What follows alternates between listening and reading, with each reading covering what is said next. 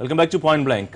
రోజా point బ్లాంక్లో ఉన్నారు. రోజా గారు, ఇంతకుముందు టీడీపీలో ఉన్నప్పుడు ప్రతిపక్షాలు మీద మీరు మాటలతో కానీ లేకపోతే మీ సబ్జెక్ట్తో కానీ దాడి చేసేవారు. మీరు చాలా సబ్జెక్ట్ ఉన్న లీడర్, మీడియాకి తెలిసినంత వరకు మీరు ఒక మంచి స్పీకర్. కానీ ఇవాళ సబ్జెక్టు గురించి రోజా ఏం మాట్లాడతారు అనేది వినడం కన్నా రోజా ఏం తిట్టారు, రోజా ఎవరినే అన్నారు, లేకపోతే రోజా ఎవరేమంటే ఇలా రియాక్ట్ అవ్వాల్సి వచ్చింది, మొత్తం దీని చుట్టూ తిరుగుతోంది. అంటే సమస్య మీ వైపు ఉందా, అవతల వైపు ఉందా?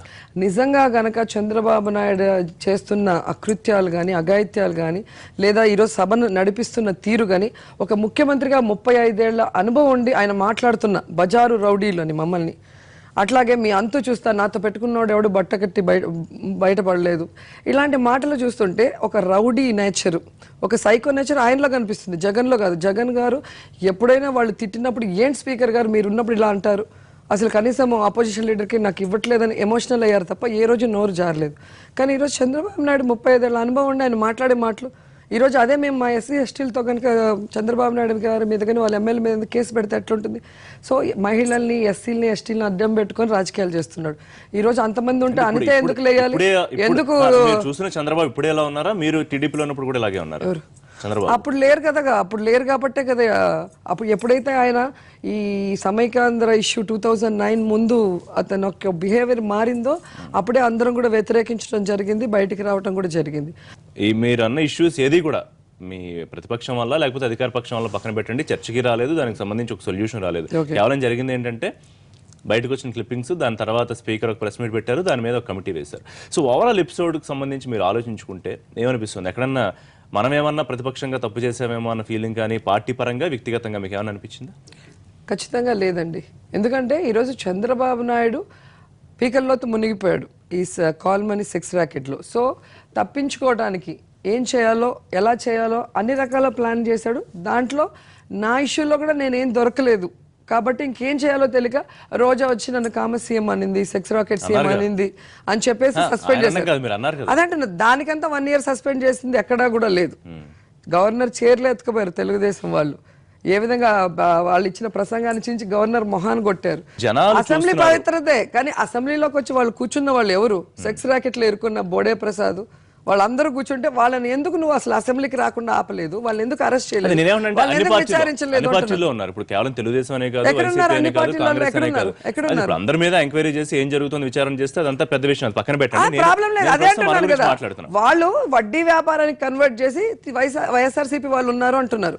వడ్డీ వ్యాపారం తప్పు అని ఈ గవర్నమెంట్ అధికారంలోకి వచ్చాక జీవో పాస్ చేయలేదు, లేదా ఇంత వడ్డీయే తీసుకోవాలి, ఈ వడ్డీ పైన తీసుకుంటే మేము చర్యలు చేపడతామని వాళ్ళు చెప్పలేదు.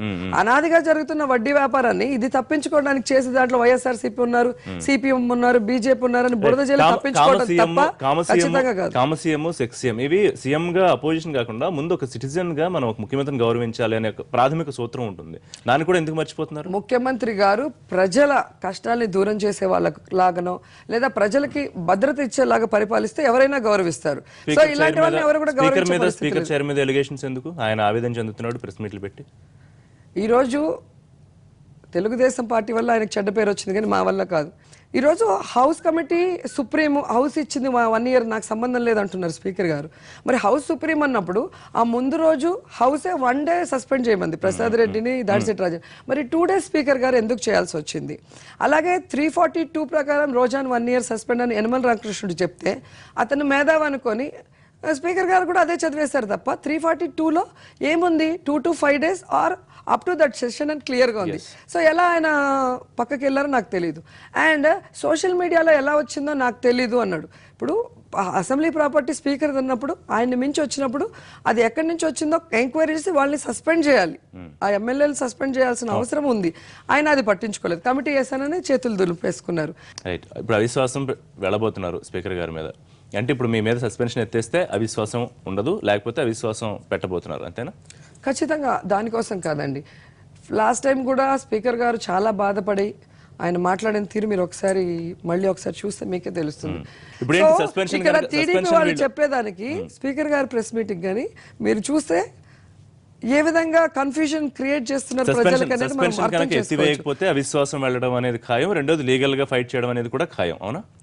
సస్పెన్షన్ ఎత్తేస్తాను కాదు, సస్పెన్షన్ అనేది చాలా ఘోరంగా ఒక కాదు, అది జరిగిన పద్ధతి మీరు చెప్పారు, మేము విన్నాం. కానీ ఇప్పుడు యాక్షన్ ప్లాన్ ఏం ఒక రెండు జరగబోతుంది? మాటలు మాట్లాడిన దానికే సస్పెండ్ అంటే ఒకడినొకడు కొట్టుకొని కిందేసి తొక్కొని బల్లలించేసి మైకులించేసి స్పీకర్లను తోసేసి ఎన్ని జరిగాయి. వాటికంతా అసలు జీవితాంతం అసలు అసెంబ్లీకే రాకూడదు. అది కొంతమంది కూడా అలాగా మీ మీద రౌడీ షీట్ ఓపెన్ చేయాలన్నారు, ఒక ఏడాది పూర్తిగా మిమ్మల్ని సభకి అలా చెప్పిన వాళ్ళు ఎవరు రౌడీ షీటర్లా కాదా అనేది అర్థం చేసుకోవాలి. గతంలో అనేక సందర్భాల్లో చెప్పాను, మా మీద దాడులు చేసే వాళ్ళని ప్రోత్సహిస్తూ ఈ రోజు నా మీద రౌడీ షీటర్ తీయాలి అన్నారు అంటే అసలు ఒక రకంగా నా మీద ఎంత కసి ప్రతి ఒక్క తెలుగుదేశం పార్టీ ఎమ్మెల్యే మంత్రిలో ఉందో భయపడిపోతున్నారు అని నాకు అనిపిస్తుంది. అది వాళ్ళు చెప్పాలి. చంద్రబాబు నాయుడు అయితే ఫుల్ గా భయపడిపోయారు. సో ఖచ్చితంగా ఈమె అసెంబ్లీలో ఉండకూడదు, ఈమె లేకపోతే ఇంకెవరు లేలేరు అనుకుంటున్నారు. నేను లేకపోయినా ప్రతి ఒక్క ఎమ్మెల్యే కూడా సమస్యల మీద పోరాడే మనిషి. నేను యాక్టింగ్ గురించి మాట్లాడుతున్నాను. మంచి అందమైన నవ్వే చక్కని యాక్ట్ చేసే ఒక నటి, ఒక స్టార్. సో ఇవాళ పాలిటిక్స్లోకి వచ్చాక కూడా ప్రెస్ మీట్స్లో కానీ లేకపోతే ఇంటర్వ్యూస్లో కానీ లేకపోతే బయట కానీ ఆ డ్రామా కొంచెం కంటిన్యూ అవుతుంది. అండ్ మీరు మాట్లాడే మాటల్లో సిచ్యుయేషన్ బట్టి ఉంటున్నారా, లేకపోతే అంటే ఎమోషనల్గా అలా మాట్లాడుతున్నారా, లేకపోతే స్ట్రాటజికల్గా పొలిటికల్ స్ట్రాటజీతో వెళ్తున్నారా? సార్ మీరు అలా అంటే ఇప్పుడు మీరు నన్ను ఇప్పుడు ఎన్నిసార్లు ఎప్పుడు కూడా మీరు అడిగే క్వశ్చన్ కి నేను ఆన్సర్ చెప్పడమే తప్ప ఇక్కడ యాక్టింగ్ అనేది ఉండదు. యాక్టింగ్ అంటే ఎలా ఉంటుందో టీవీలో ప్రజలు చూశారు. అసెంబ్లీలో అసలు ఎన్టీఆర్ గారు కానీ నేను కానీ బాలకృష్ణ గారు కానీ ఎవరు పనికిరాం వాళ్ళ యాక్టింగ్ ముందర. ఒక ఆర్టిస్ట్ గా నేను ఎప్పుడైనా అసెంబ్లీలో కనిపించాను, ఏ ప్రెస్ మీట్ లో అయినా నేను ఒక ఆర్టిస్ట్ లా కనిపించాను. ఎమోషనల్ రియాక్షన్ తప్ప ఇందులో పొలిటికల్ స్ట్రాటజీ అయితే మీకు ఏం లేదు. ఖచ్చితంగా ఎమోషనల్. నేనే కాదు, ఏ యొక్క ఆర్టిస్ట్ అయినా. అందుకే కదా పాలిటిక్స్ లో ఎక్కువ రోజులు ఆర్టిస్టులు ఉండలేక ఎక్కువ మంది వెళ్ళిపోయారు. ఒకసారి గెలిచినా కూడా వెంటనే వెళ్ళిపోతారు. ఎందుకంటే వీళ్ళ యొక్క టార్చర్, వీళ్ళ యొక్క హ్యూమిలేషన్ తట్టుకోలేకే చాలా మంది వెళ్ళిపోవడం జరుగుతుంది. సో అది తట్టుకొని మొండిగా నేను నిలబడ్డాను కాబట్టి, మీరు అందరిలాగా కాదు, తట్టుకొని మొండిగా నిలబడ్డాను కాబట్టి ఈ రోజు ఇంకా ఫైనల్ ఇనుపపాదం పెట్టేశారు. ఇంకా దీడితో లేయకూడదు రోజా అని. కంటిన్యూ చేద్దాం రోజా గారు. చిన్న బ్రేక్ తీసుకుందాం. బ్రేక్ తర్వాత రోజాతో పాయింట్ బ్లాంక్ కొనసాగుతుంది.